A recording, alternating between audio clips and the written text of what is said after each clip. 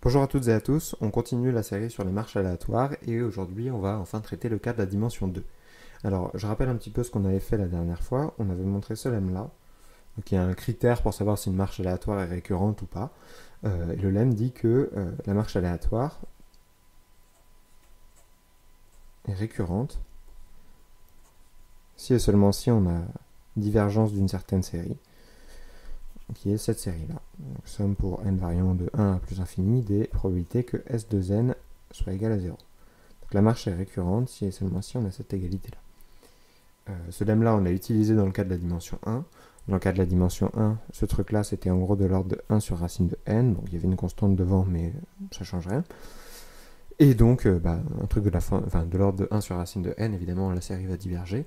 Et donc, en appliquant ce critère-là, on obtient qu'en dimension 1, la marche aléatoire est récurrente. C'est ce qu'on a fait la dernière fois. Aujourd'hui, on va s'intéresser au cas de la dimension 2. Alors avant de commencer, je vais aussi vous dire que j'ai tapé un sujet, donc un problème si vous voulez, de 2 ou 3 pages qui fait exactement ce qu'on est en train de faire là.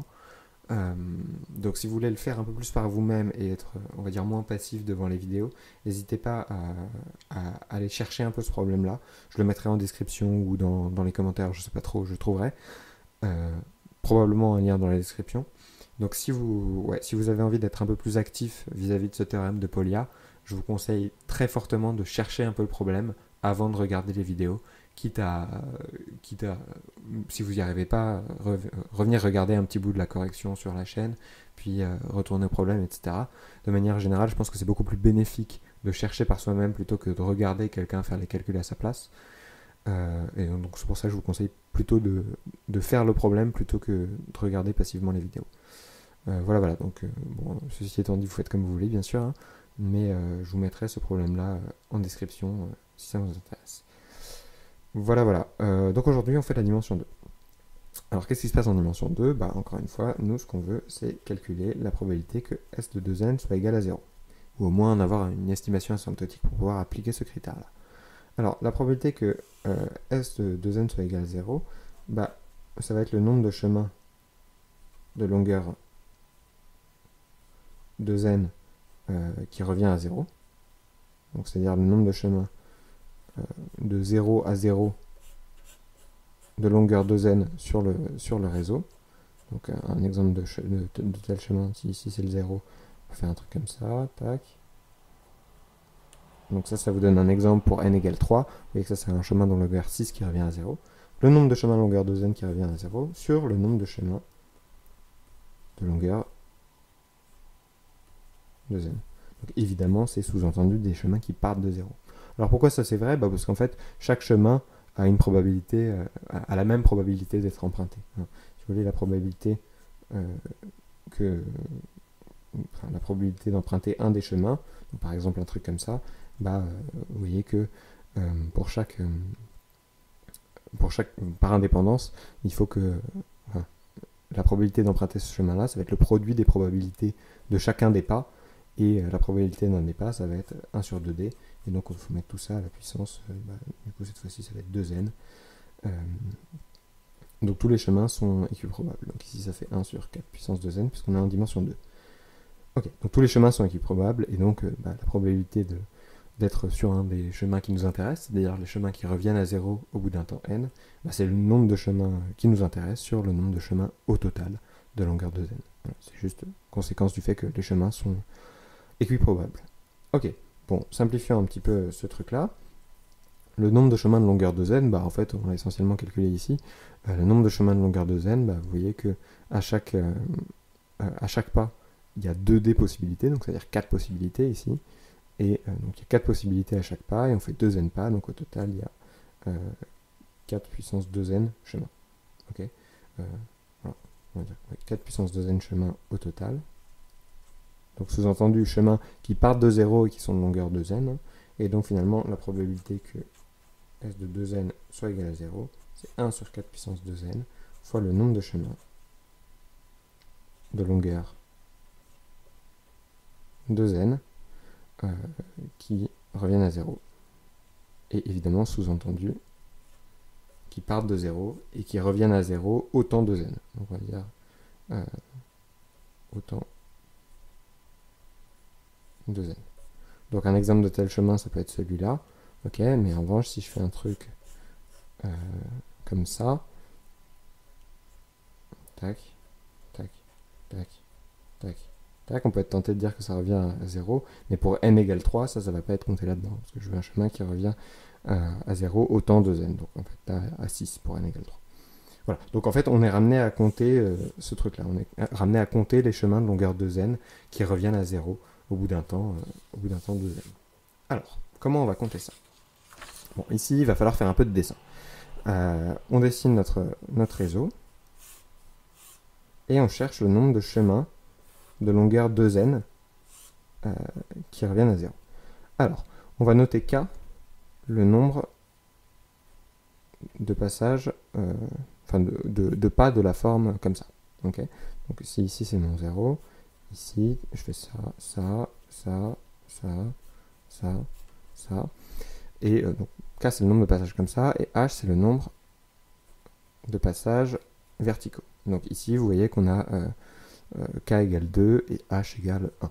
Donc 1, 2 et 1. Okay, donc vous voyez que pour qu'un chemin revienne à 0,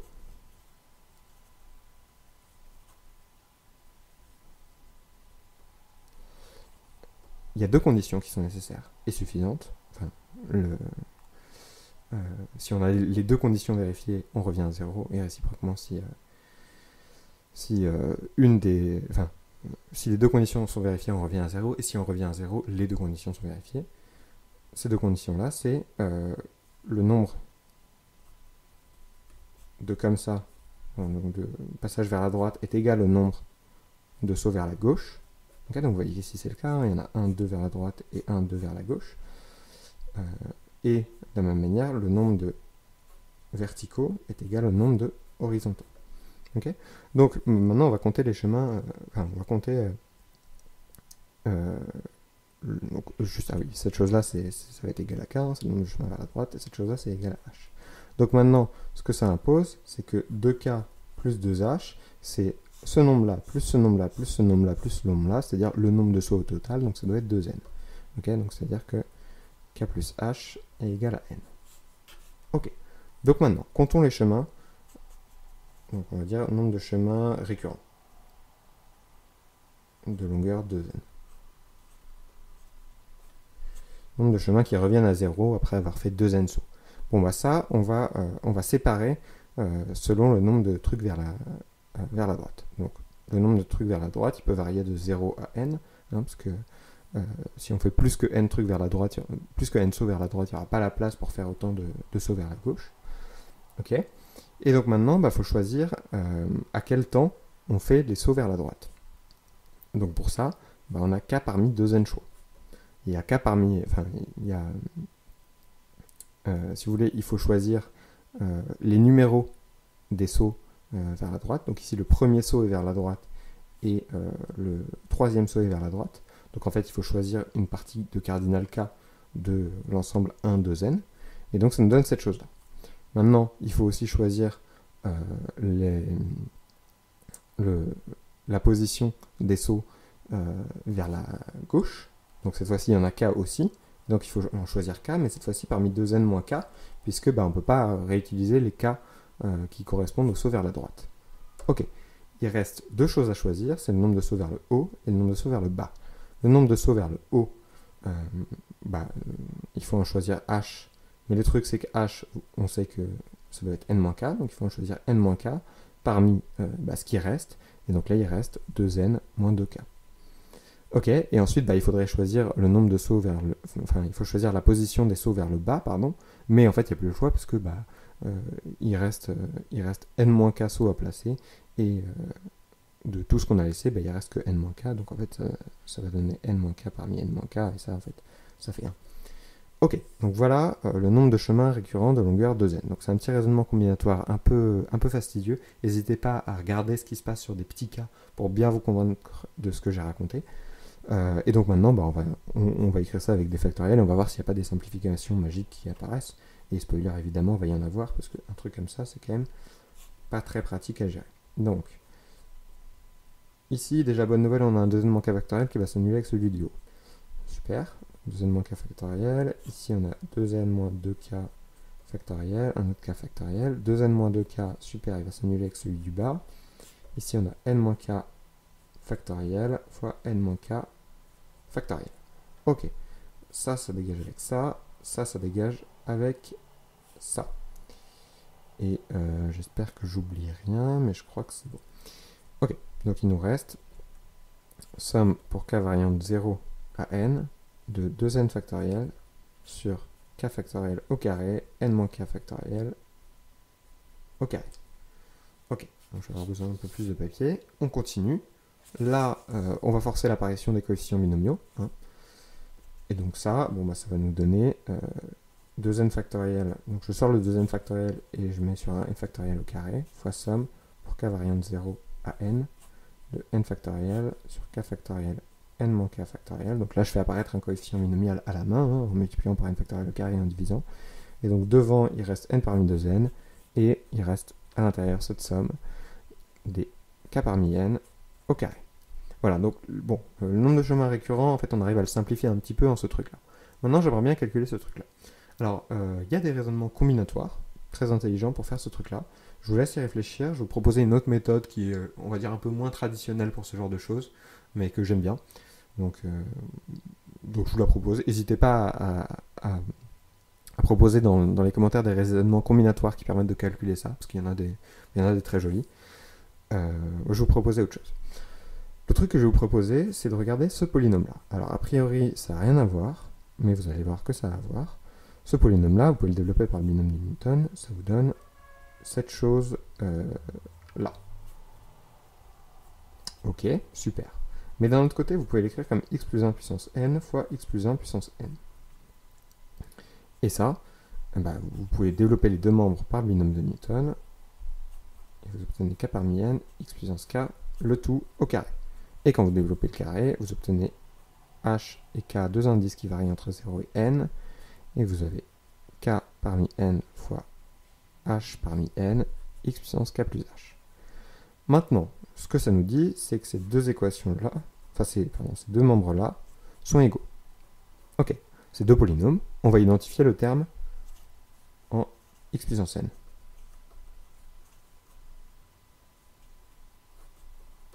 À droite, c'est facile, c'est n parmi 2n, x puissance n.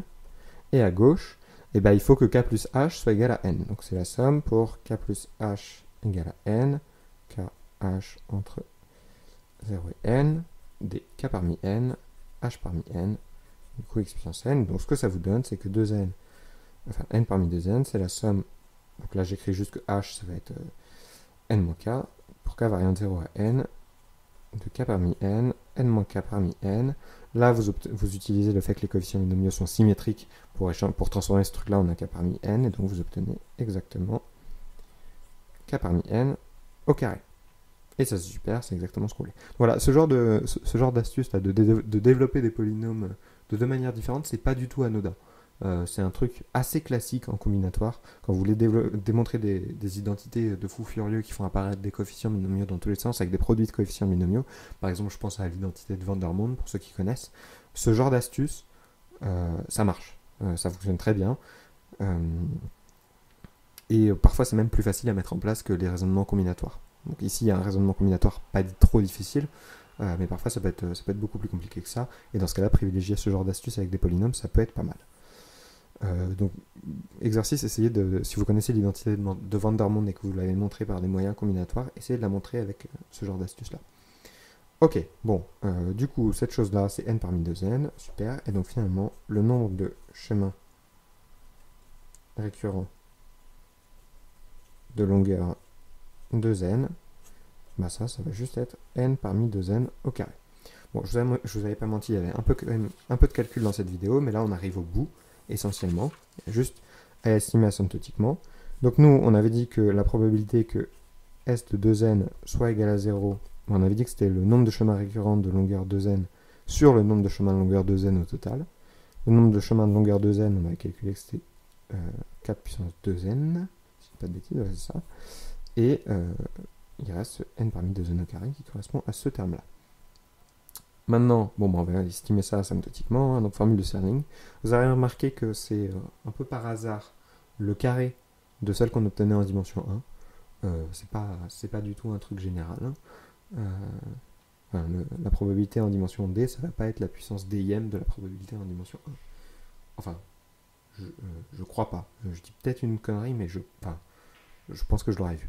Enfin bon, peut-être que si, mais je vais vérifier ça et je vous le dirai, je vous le dirai dans la prochaine vidéo. Peut-être que je dis une bêtise, mais je pense que c'est pas du tout général.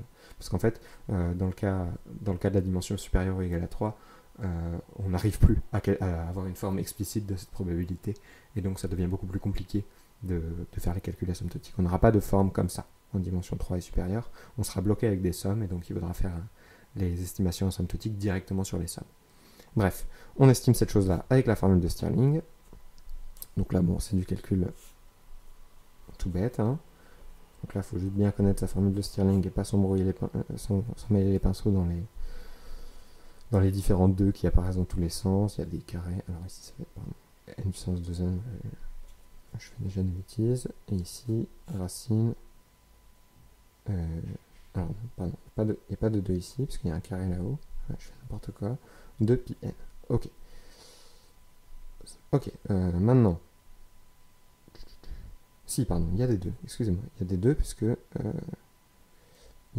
le n factoriel apparaît 2 fois au dénominateur. C'est ça. Ok. Donc maintenant, ce qui nous reste, ça nous fait 1 sur 4 puissance 2n.